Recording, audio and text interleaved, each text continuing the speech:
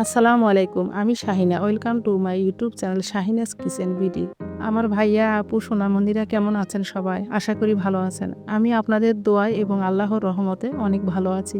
আজ আমি আপনাদের জন্য খুবই মজাদার একটি সবজির তরকারি রেসিপি নিয়ে এসেছি। আশা করি আপনাদের ভালো লাগবে। আসুন তাহলে দেরি না করে ভিডিও শুরু করা যাক। প্রথমেই পরিচয় করিয়ে দেই, আমি আজকে যে সবজি দিয়ে তরকারি রান্না করব সেই সবজির সঙ্গে। এখন আমার হাতে যে সবজিটি দেখতে পাচ্ছেন, আশা করি আপনারা সবাই চেনেন।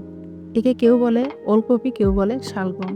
এটি খুবই একটি পুষ্টিকর এবং সুস্বাদু সবজি। আমি এই সবজি দিয়ে আজকে আপনাদেরকে মজাদার একটি তরকারি রান্না করে দেখাবো। এর জন্য এখানে আমি 4টা শালগমকে কিউব করে কেটে ধুয়ে পরিষ্কার করে নিয়েছি। সঙ্গে নিয়েছি বড় 2টা আলুকে কিউব করে কেটে, এবং দেখার সৌন্দর্যের জন্য আমি এখানে 2টা গাজরকেও কিউব করে কেটে নিয়েছি।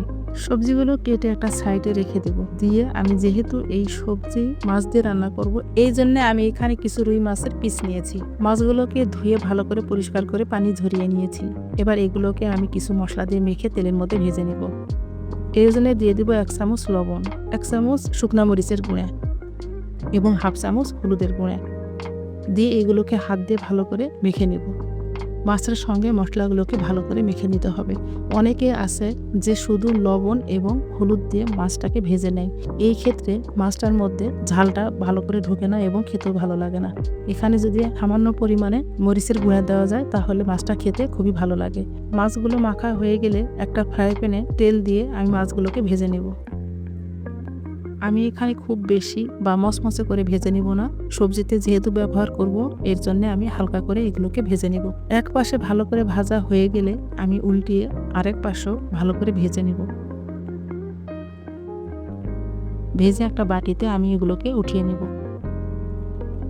এবার ওই একই তেলে আমি একটা তেজপাতাকে ছিঁড়ে দিয়ে দিব 4 টুকরো দারচিনি, দিয়ে দিব 2টি সাদা এলাচ এবং দিয়ে দিব 2টি লং। এবার এগুলোকে তেলের সঙ্গে ভালো করে মিশিয়ে ভেজে নেব। যতক্ষণ পর্যন্ত না এই গরম মশলা থেকে সুঘ্রাণ বেরিয়ে আসছে ততক্ষণ পর্যন্ত এগুলোকে ভালো করে নেড়েচেড়ে ভেজে নেব। গরম মশলাগুলো ভালো করে ভাজা হয়ে গেলে দিয়ে দিব এখানে 1 বাটি পেঁয়াজ বাটা। পেঁয়াজ বাটাগুলোকে আমি তেলের মধ্যে ভালো করে ভেজে নেব। যতক্ষণ পর্যন্ত না এর কাঁচা গন্ধ চলে যাচ্ছে ততক্ষণ পর্যন্ত এগুলোকে ভালো করে নেড়েচেড়ে ভেজে নেব। পেঁয়াজগুলো ভালো করে নেড়েচেড়ে ভেজে নেওয়ার পরে দিয়ে দিব 1 চামচ কাঁচামরিচ বাটা, 1 চামচ আদা বাটা এবং দিব 1 চামচ রসুন বাটা। এগুলোকে এখন ভালো করে আমি মশলার সঙ্গে ভেজে নেব। এই মশলাগুলো ভালো করে ভাজা হয়ে গেলে দিয়ে দিব 1 চামচ লবণ এবং 2 চামচ শুকনা মরিচের গুঁড়া ও 1 চামচ হলুদের গুঁড়া। দিয়ে দিব 1 চামচ ধনিয়া গুঁড়া এবং সবশেষে দিয়ে দিব 1 চামচ জিরা গুঁড়া। দিয়ে 1 কাপ পানি দিয়ে এগুলোকে ভালো করে আমি ভুনে নিব। এই মশলাগুলোকে ভালো করে কষিয়ে নেব।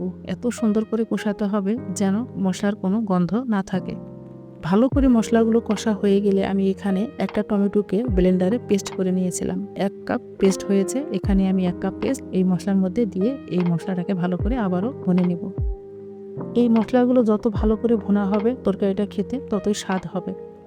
যেহেতু এই মশলার মধ্যে আমি টমেটো ব্যবহার করেছি, এর জন্য আমি এখানে 2 চামচ চিনি দিয়ে দিলাম। এখানে অবশ্যই আপনারা চিনিটা ব্যবহার করবেন। চিনিটা কোনোভাবেই স্কিপ করবেন না, তা না হলে তরকারিটা খেতে টক লাগবে। চিনি দেওয়ার পরে আমি আবারও মশলাটাকে ভালো করে কষিয়ে নেব। যতক্ষণ পর্যন্ত না মশলার মধ্যে তেল উঠছে ততক্ষণ পর্যন্ত মশলাটাকে ভালো করে কষিয়ে নিতে হবে। কষানো হয়ে গেলে আগে থেকে যে কেটে সবজি রেখেছিলাম সেই সবজিগুলো আমি মশলার মধ্যে দিয়ে দিব। দিয়ে আমি এগুলোকে ভালো করে কষিয়ে নেব। ভালো করে নেড়েচেড়ে আমি সবজিগুলোকে কষিয়ে নেব এবং ঢাকনা দিয়ে আবারও ঢাকনা খুলব এবং কষিয়ে নেব। এভাবে আমি এই মশলার মধ্যেই সবজিগুলোকে ভালো করে কষিয়ে হালকা সিদ্ধ হওয়া পর্যন্ত এই মশলার মধ্যেই ঢাকনা দিয়ে দিয়ে কষিয়ে নেব। দেখুন আমার সবজিটা অনেকটুকুই কষানো হয়ে গেছে এবং দেখতে কতটা সুন্দর লাগছে। যেহেতু এখানে আমি দেখার সৌন্দর্যের জন্য গাজরটাকে ব্যবহার করেছি, সেহেতু তরকারিটা দেখতে অনেক সুন্দর লাগবে এবং লোভনীয় লাগবে, খেতে অনেক টেস্ট হবে। এভাবে ঢাকনা দিয়ে দিয়ে আমি সবজিটাকে আবারও ভালো করে কষিয়ে নেব। যতক্ষণ পর্যন্ত না গ্রেভিটা শরীরের সঙ্গে লেগে লেগে যাচ্ছে সবজির, ততক্ষণ পর্যন্ত আমি এটাকে ভালো করে কষিয়ে নেব। আপনারা দেখে নিশ্চয়ই বুঝতে পারছেন যে এটাকে কিভাবে কতটুকু পরিমাণে কষাতে হবে।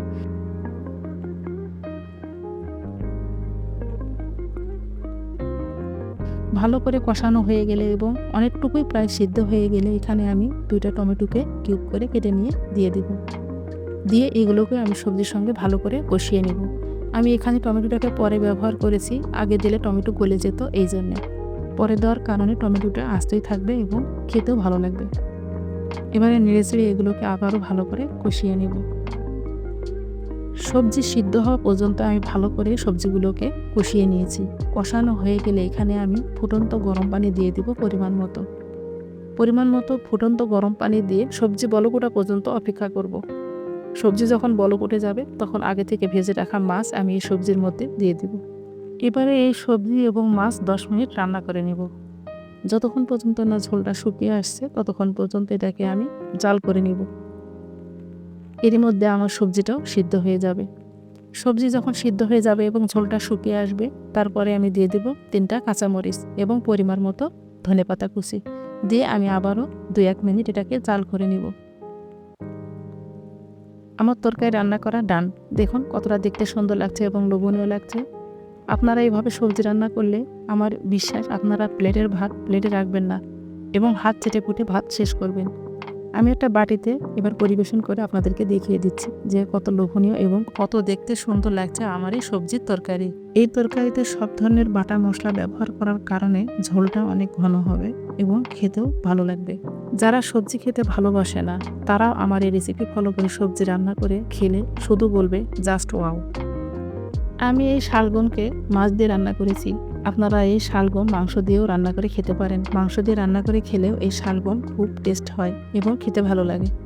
আপনারা আমার এই রেসিপি ফলো করে অবশ্যই বাসায় একটিবার হলেও এই শালগমের তরকারি রান্না করবেন। আমার এই ভিডিওটি কেমন লাগলো কমেন্ট করে জানাবেন। আপনারা যদি আমার এই ভিডিওটি ফেসবুক থেকে দেখেন তাহলে ফেসবুক পেজে একটা ফলো দিয়ে আসবেন। এবার ইউটিউব থেকে দেখলে চ্যানেলটি সাবস্ক্রাইব করে পাশে থাকা বেল আইকনটি অন করে রাখবেন। যারা সবজি খেতে ভালোবাসে না তারা যদি আমার এই রেসিপি ফলো করে সবজি রান্না করেন তাহলে অবশ্যই আপনাদের কাছে এই সবজি এবং মাছের তরকারি খুবই ভালো লাগবে। এবার আমি একটা শালগমকে আপনাদেরকে ভেঙে দেখিয়ে দিচ্ছি। দেখুন কতটা পরিমাণে সিদ্ধ হয়েছে।